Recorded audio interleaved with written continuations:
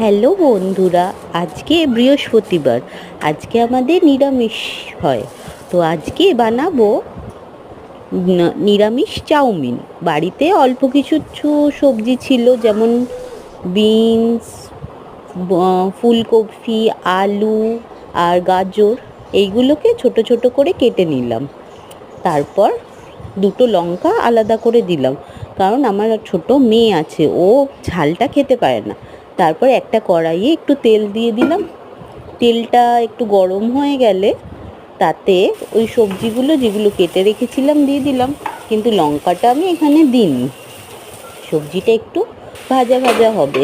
এবার একটা ঢাকনা দিয়ে একটু সবজিটা ভাজতে দিয়ে দেবো। এটা আঁচটা কমিয়ে দিয়েছি যাতে সবজিটা তাড়াতাড়ি সিদ্ধ হয়ে যায়। এরপর একটুখানি গোলমরিচ দিয়ে তারপর অন্য আরেকটা জায়গায় চাউমিনটা সিদ্ধ করে নিয়েছিলাম, সেই সিদ্ধ চাউমিনটা জল ছেঁকে কড়াইয়ে ভাজা সবজিগুলোতে দিয়ে দিলাম। দিয়ে একটু চিনি, একটু নুন আর একটু সস দিয়ে দিলাম।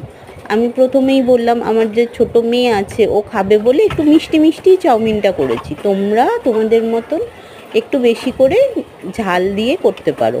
তারপর ভালো করে মিক্স করে নিয়ে নেড়ে চেড়ে একটা প্লেটে সার্ভ করে দিলাম। ব্যাস, রেডি নিরামিষ চাউমিন। এই নিরামিষের দিনে এই যে রান্নার ঝামেলা, স্ন্যাক্স কী খাবে, দুপুরে রান্না কী হবে, বড্ড ঝামেলা। এই রকম দিয়ে দিলে বেশ সন্ধেটাও ভালো হয়ে যাবে খাওয়া দাওয়া, আর আমারও চিন্তা থাকবে না কি করব না করব। আজ তবে চলি, টাটা, বাই বাই।